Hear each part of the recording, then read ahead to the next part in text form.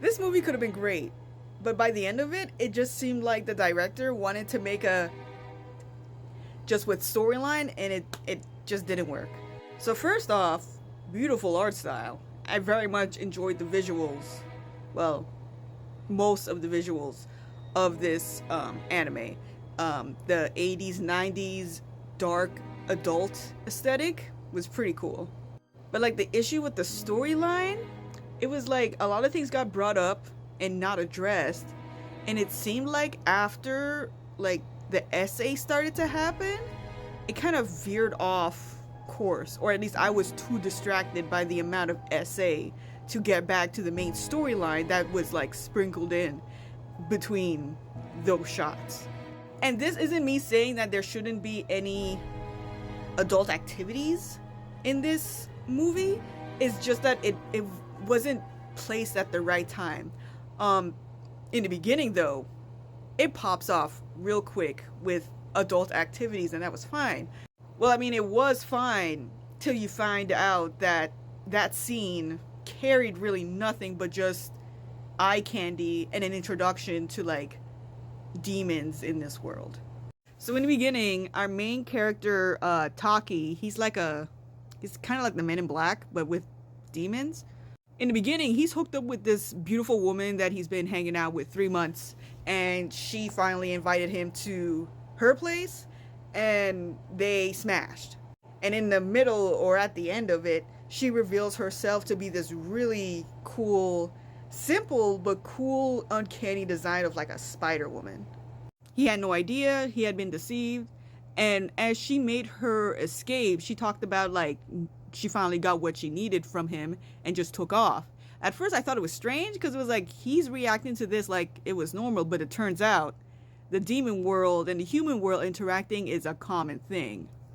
And so there's like a political side to the story where the humans and demons have made like truces, or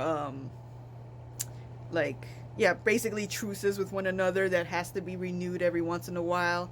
But there's a small group of demons that don't feel like they have to be equals with the humans, so they try to sabotage the treaty.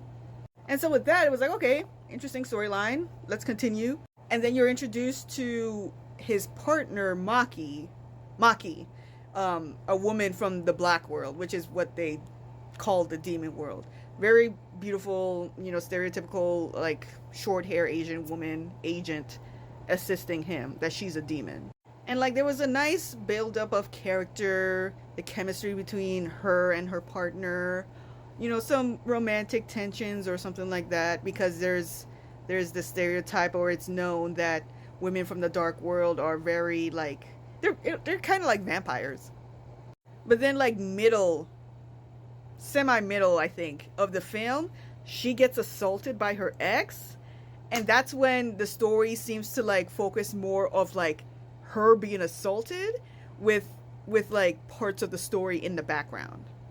And by the end of the movie, it just ended up being like the Terminator, because she ends up being pregnant with his kid, that results in like possibly like a real treaty between the humans and demon world. Once they find like there's a halfling between the two of them, that there would be a permanent like ceasefire between the two groups. And like that storyline just seems to come out of nowhere, because it was hinted that the Spider Woman at the start, that was her plan. Because I was thinking, once she said she got what she wanted from him after like he went in her, I was thinking, okay, months down the line in this story, we're going to see that there's a child that is going to be used against him that turns out to be half human, half demon, and it turns out to be his child. That didn't happen, and it never got brought up in the movie.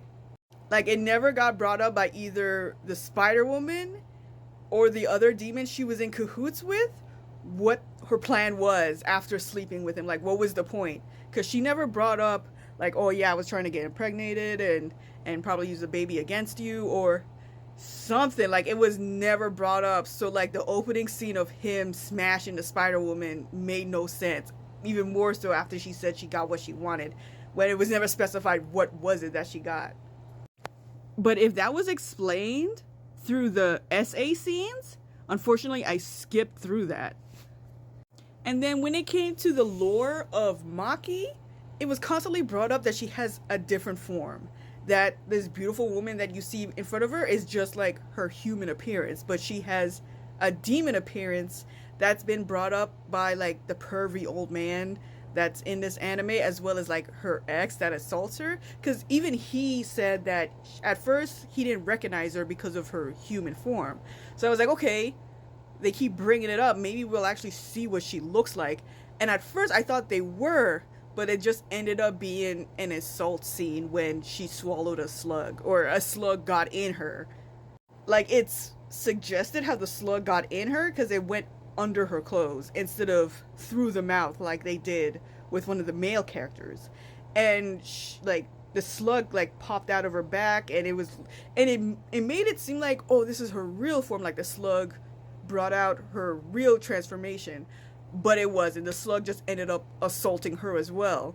And it was such an unnecessary scene of like the slug going in and out of her mouth, where it's like, okay, the director really wanted that shot but couldn't do so so they used the slug. And it was just so unnecessary, and it took me out, and it lasted way longer than it should be.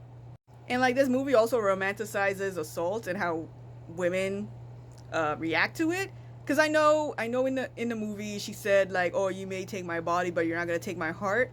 But you're still going to react to being taken advantage of that power taken away from you.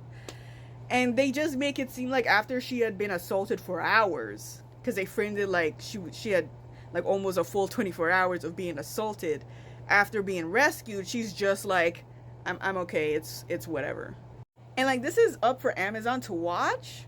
And I was surprised by the rating of it, because it's rated like 16 plus. Like, no, this is 18 plus. I don't know why they rate it at 16. I knew of the assaults of this anime, like in the anime, and it being rated 16 plus had me think, okay, they probably like took that out. Maybe they like fade the scene to a different scene not associated with it. But no, it shows it. So I don't know why Amazon has this under 16 plus when it should be 18. And I think this has like a really high rating on Amazon, and I would honestly give it like 2.5, 3.5 stars, because it did have the potential to be great, but it just got distracting once the assaults started to happen. And it happens frequently. The first good part of the movie, nothing like that. I guess if you count the woman being deceitful about being a human but then turning into a demon, you could count that as like an assault on the guy. But like, for the first half or maybe first quarter of the movie, great. Later down the line, it just got mad distracting because it was like focused on the adult activities and non-consensual activities.